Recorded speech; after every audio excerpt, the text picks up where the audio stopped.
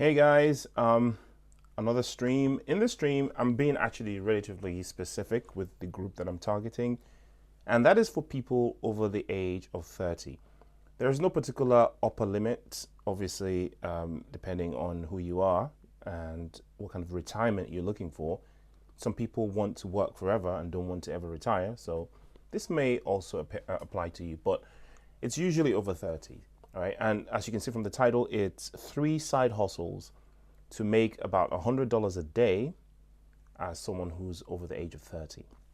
Now, the whole sort of make money online side hustle thing is often dominated by, well, teenagers actually and young people, because the whole online thing is relatively new, right? And people that are the most savvy people about online business, social media, how to take advantage of these things are often young people. And as such, older people are sort of left out of the loop, right? Because you look at ways that people make money these days online. You're looking at TikTok, you're looking at YouTube, affiliate marketing. A lot of it is quite technical, and a lot of it is internet based. And more often than not, people who are younger can take advantage. Also, people who are younger have less responsibility, or fewer responsibilities, I should say, and have more time on their hands, right? So they're able to go out into the world and do crazy dances and garner the support and the followership and do crazy things, where people usually in their 30s are more settled, mostly have families, are at work all day, have responsibilities, rent, all sorts of things. So if you're over 30 and you happen to be unemployed, or perhaps you're employed and you're looking for side hustles to boost that employment, or maybe you're looking to transition away from being employed to being self-employed, these side hustles I'm going to mention are going to help you, and this video is going to be interesting to you. So make sure you watch to the end. I've got a really nice one that you might have not thought about, that also not currently commonly discussed in the whole sort of make money online ecosystem. All right, so the first one I have for you today is freelancing. The reason why freelancing is particularly great for people over 30 is because usually people over 30 have had the time to develop a skill that is often missing in people who are much younger, right? So people who are in their teenage years or early 20s are usually just in the early stages of education. Some of them are in not early stage of education, in education. So, whether it be college or university, and haven't practiced their craft for long enough, right, to be considered experts in their field. People in their 30s, depending on if they went to higher education or not, if they didn't and they were apprentices, by the time you're in your 30s, you've had roughly a decade to practice your craft, and you're pretty good and confident at your craft, right? Your manager level, or at least at that competence level. And as such, you're in a place where you can become a freelancer, right? So freelancing your skills, going it on your own, is something that you can usually do in your 30s, because you've got enough confidence, you've got enough expertise, you don't have the imposter syndrome that younger people would have. And also you come with more authority because you've spent more time doing the thing, and you would probably be more successful as a freelancer than someone who isn't in your age bracket, right? Or someone younger. So as a freelancer, freelancing used to be difficult because you had to set up all these structures around your profession. You have to do the legals yourself, you have to do all of the accounting by yourself, you have to set up a company, etc. And then you have to deal with marketing and how to get your name out there. But now in 2023, all the systems are there for you. There are platforms that are waiting for you to basically just plug in yourself and hit the ground running pretty much on day one, right? An example of such a platform is Upwork, which is Upwork, I think, .com. I'll leave all the links, by the way, in the description. I haven't left them yet. I'm going to go back and edit the live stream with all the information after the fact. So don't go away looking now, just listen. So you have Upwork, you have Freelancer, you have Fiverr. These are at least 3 places that are very, very popular. Now, when Fiverr originally was developed, a lot of people on there were doing like little gigs for $5, which is why it's called Fiverr, right? But now there are people on there that are making a massive full-time wage or full-time living on Fiverr. People are charging their worth, right? They're not necessarily charging low range of money for activities and gigs. In the beginning, perhaps it was cheaper to get someone on Fiverr because the cost was marked down, or the charges were marked down, being an online gig economy. But now in 2023, you have people who are freelancers who are doing proper work on Fiverr and charging the proper amount. Of course, these platforms take their own little cut, but this would have been the cut that you would have spent on legals, accounting, logistics, etc. in the first place. And they make everything easy for you. All you have to do, you don't have to have your own payment system. You don't have to have your own website. I mean, you could still have your own website, by the way, and drive traffic to yourself some other way. You can still take out advertising on Google, on Facebook, whatever, and actually just execute the transaction on Fiverr. But it is what it is. You can get on there on Freelancer, on Upwork, advertise yourself in a clear way. It's also a place that a lot of clients already know about. So they've got the client traffic that you're looking for. All you have to do is get your first few gigs, get your feedback, and you can hit the ground rolling. I know people who used to work in the city, excuse me. I know people who used to work in the city and now are full-time Fiverr freelancers. I myself, years ago, I dabbled in a bit of Fiverr because I was doing some research. Because then I had a podcast about freelancing and work online, etc. So everything that I talk about, I actually do first, so I have a good experience and good understanding, so I know where I'm coming from when I'm talking about them. So I had a gig on Fiverr, which did pretty well, surprisingly. Yeah, so that's one of the places I've never done Upwork or freelance. I've only done Fiverr, but I can imagine they're not so dissimilar. So that's the first thing. Of course, like I said before, you can have your own website doing the same thing, but I recommend starting on one of these. Perhaps when you become successful enough and you've got a lot of repeat clients, which is what you're heading for, then you can basically go offline with them or what have you.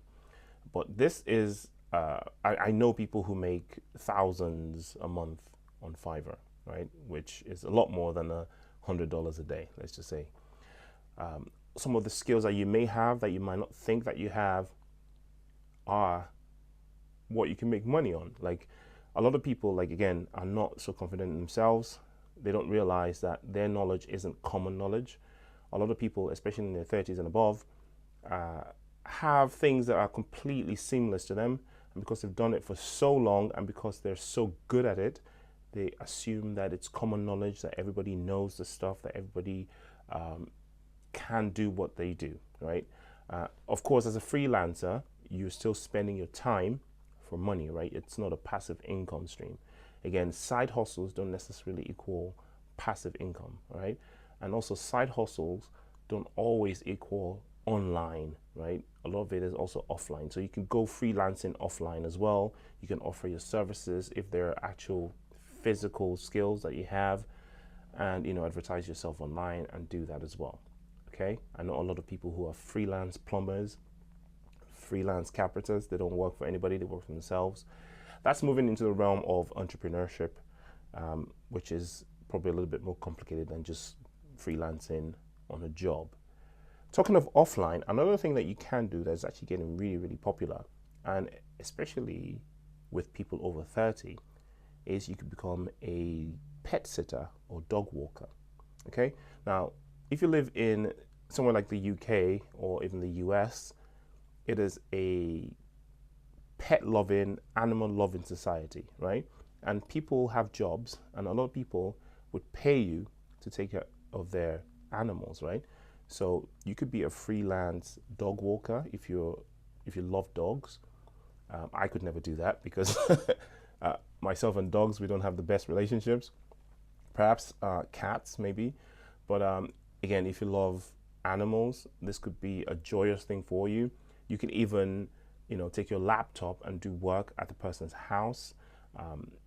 you could be a pet sitter slash house sitter. I know it sounds kind of weird. It sounds like something a teenager would do, but in fact, people trust their animals with people who are a little bit older, because believe it or not, the responsibility that comes with taking care of a dog or a cat actually sometimes is higher than taking care of a young person, right? Because the maturity level that's required to understand the routines that the dog or the goldfish or what have you requires, and the responsibility level sometimes is missing in younger people. It's just, it is what it is. So a lot of people are willing to trust someone over 30 to take care of, again, like I said before, you're not only taking care of the pet, you're taking care of kind of the house as well. So the responsibility of you being there sometimes can basically be more as an older person in your 30s and above. So people are more likely to trust someone, a 55-year-old lady with their property and animal than they would a 15-year-old guy, for instance. Yeah, it's just what it is.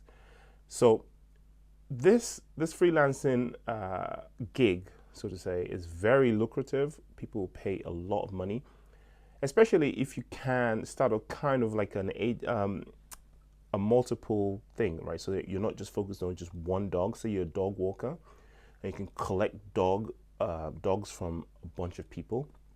Maybe in a given in your neighborhood, there are 5 or 6 different dogs that you can all, get together, take them out to the park, and each dog owner pays you, I don't know, $20, $30 each. Before you know it, you own, $100, $200, $300 a day if you're doing this on a daily basis. And this, once you get trust, especially with dogs, once the dog gets used to you, the owner wants the dog, and also the dog wants to stay with you, right? So it's a loyalty-based freelancing gig, right? It's not like one today, not tomorrow. Okay, you can get the one-offs, right?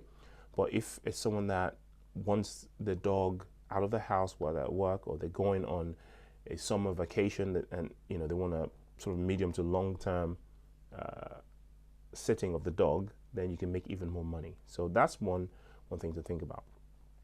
The third one I was going to talk about is renting out your property. But I'm not talking about your actual house. I'm talking about just bits of your property that you might not have thought of to be rentable. Now, again, people under the age of 30, especially in this economy, chances are they don't have access to any of this sort of stuff. People over the age of 30, there's a chance that you might have secured a mortgage. Again, unlikely in London, but possible. In different parts of the world, you might have secured a mortgage. You might have inherited something, I guess. You might be renting a place, and you might have some extra space. So you can rent one room out on Airbnb, on couch surfing, and all those places. Again, I'm going to leave a link to all the places that you can do it. There's a HomeAway, VRBO, all sorts of places like that, right? And you can hire out on really short lets parts of your property. So if you have an extra room, like I said before, another one that people don't think about is if you have a parking space, you can rent out your parking space. Some people have parking spaces and they don't have cars, or they have a parking space and you're allowed to leave your car. You have some kind of badge that allows you to leave your car perhaps on the road on the side of your house. Perhaps you can move your car to the road of the side of the house and rent out your parking space. And this could bring out quite a lot of money, especially if you live in a place like London or New York or LA, where parking is at a premium, and there are people, or you live near an airport, you can do like short lets. Someone is going away on holiday for 3 weeks and they need somewhere to put their car because they have to drive to the airport. If you live near an airport, this could be a massive business for you. You can get them to park there and, charge them the required amount over the period of time. And there are, again, websites that you can sign up for this. Just Park, I can't remember them, but I'll put them in the link. I've actually done this before also in the past, because I had a parking space where I used to live, and it was just sitting there and I didn't have a car. So I just whacked the place on that. I don't know if it was Just Park or something like that. And people would just hire it, and it was completely seamless. They'd come in and go. I didn't have to be home, and all I would suddenly see is that someone's parking at my parking space. I get the notification from the app, and at the end of the month, I'll see my money coming through, Very simple. If you have some garage space, a lot of people have garage spaces where you can hire out to people who need to store their stuff and they need more space. Again, if you live in the city, a lot of people live in apartment blocks, don't have extra storage space.